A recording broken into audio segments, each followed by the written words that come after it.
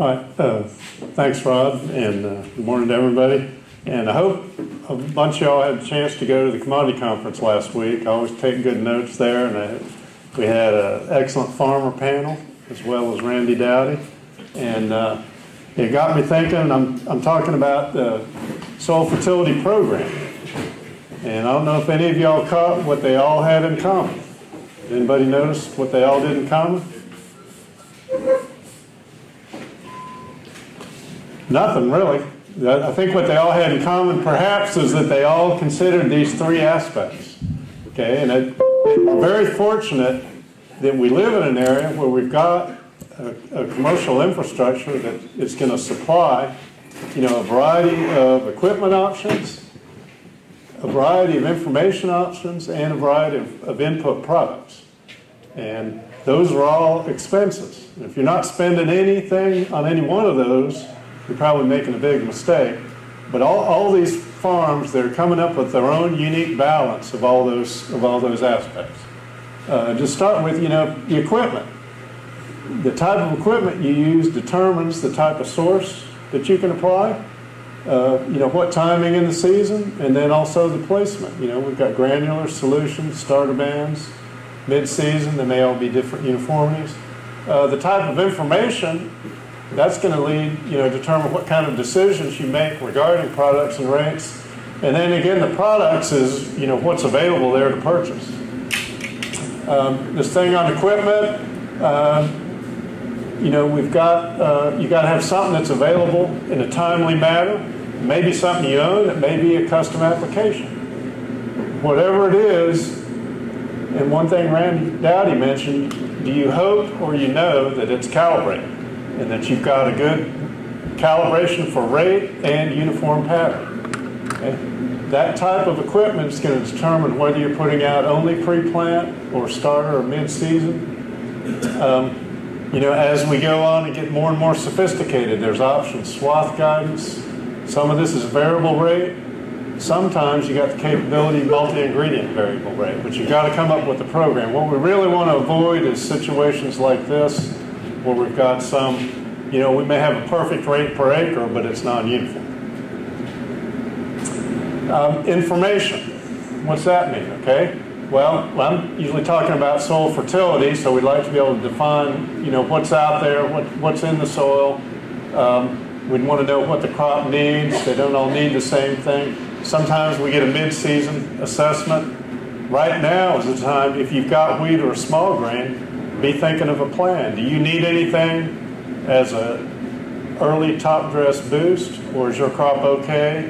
If it's okay now, you may be better off waiting and getting better use out of nitrogen closer to jointing. But for each crop, there's typically a mid-season stage where we can make decisions.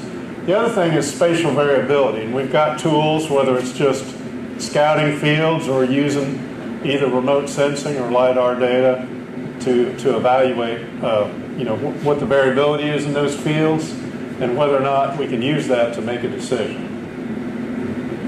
And finally, it's products. And I'm pleased to know, we've got a lot of folks that sell products here. I usually check out the brochures, and I was happy to see every product listed in those brochures. They very clearly state, these ingredients and these percentages. And it's, if I was asked, what difference does it make if I put out this product or this product? Well, the first thing that comes to mind, you look at the ingredients, they've got different components. One of them's got more ingredients. If I was interested in phosphorus, all I've got to do is put out a little more of this one to get the same amount of phosphorus for that one. And typically, those ingredients behave the same. And if I do that, then I've got to say, well, how do I get these other ingredients? So when we're looking at products, and I've got a handout list in the back. I've got about 50 copies. If we need to make more, let your ag agent know. We'll get you the copies you need. But first thing I like to remind people, look at the ingredients, and particularly the nutrient ingredients, and then think about the availability of the materials. We've got quite a few things that are nutrients, different forms. Then we've also got amendments, and these amendments may be added to achieve some type of a slow release, or maybe some other way to enhance uptake. These materials can behave differently. Okay? And behaving differently, again, part of the plan would be, is it something that you can spread uniformly? Are you comfortable handling it? Is it stable? And how soluble and available. And just show you an example. Immediate availability is an advantage sometimes, and residual availability is an advantage sometimes. Okay. And again, the likelihood of response. Okay. What have we done? We do some product tests. Some of the stuff that we've done the last few years, I'll show you some data. We actually did a lime material test, and we've done some nitrogen fertilizer rate and some amendment trials, and we're currently have a set of potassium response trials, and we're still looking for more sites. This is just an example of what we got with a lime response trial. We don't do a lot of these. We did have some funding to look at this, and it was in Halifax County. And this is the soil pH where we put out no lime, we're less than a 4. Right? What's on this axis is the amount of lime. I'll explain that in a little bit. And this is over time. We put the lime out in April 2015. So these dots, by July 2015, we had incorporated it, and we got the reaction to bring our pH up, to our target levels. And that persisted through November and even through September 2016. So again, we've got the rapid change and residual. Now we put out we actually put out, everything there was calcitic, except for this one was dolomitic. Now if we convert the rate to what we call ENV, effective neutralizing value, all those materials are on that same line. They all change pH the same, as long as we know the calcium carbonate equivalent and the fineness, we calculate that ENV. So it really didn't matter in terms of pH change. Okay. First year cotton, we got a yield response up to, that red arrow was what our recommended lime rate, and then we bumped it higher. We didn't get any extra yield response. That was last year's corn. It looks like we got a yield response. Statistically, that we didn't see a change, but I think we're heading in the right direction. And again, that's the type of evaluation data we can get with these products. This is some nitrogen amendment work. We had a master student, Shelby Radkovich, and we looked at just UAN.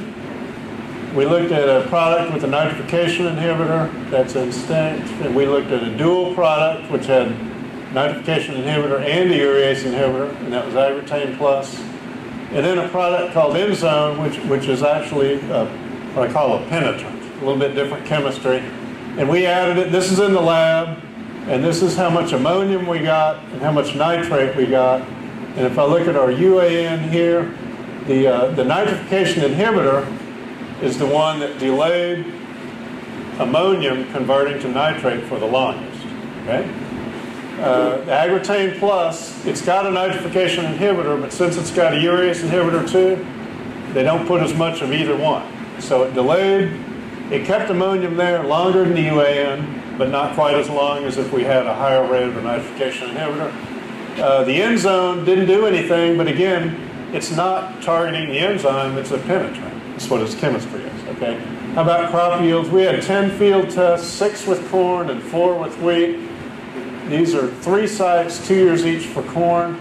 I don't show the wheat data. Every single year we got a response to the rate of fertilizer nitrogen. Okay? But we only got 1 out of 6, 1 out of those 10 that was with corn to any of the products that altered the nitrogen chemistry. And what we got here, this was one of the corn tests. We got a higher rate with the nitrification inhibitor and the penetrant than we did with that alone. So again, the way these work, what we may have had is we may have had soluble nitrate washing out of the system, and a nitrification inhibitor protected it. Okay, well, what did the penetrant do? That's actually the same chemistry as something like a spray adjuvant, spread, or sticker. We may have had side dress that splashed on the plant, and because we had a penetrant, it took it into the plant a little better. Okay. Again, what we're trying to do is look at ingredients and see how we if we can explain that. And that was 1 out of 6 times on corn and not on wheat. But again, when they work because of what that product is doing in the system. Okay. We're also looking at potassium, really trying to target our recommendations adequate for higher yielding systems. We looked at soybean and we're going to be looking at corn too. This is what the fertilizer potassium does to the soil. If we add fertilizer, that's our soil extract. These are our sites before we applied it and after applied it. So we're building up potassium in the soil.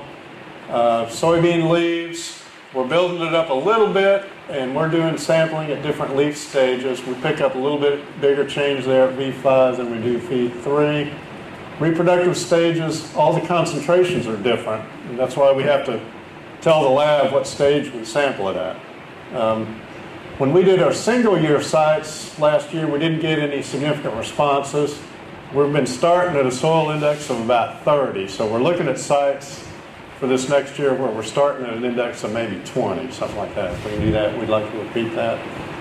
At a long-term experiment station site, peanut belt, we get the same increase in soil and leaf, and then we did get a yield increase there a little bit, but we've got multiple years, so we're starting at a lower soil index.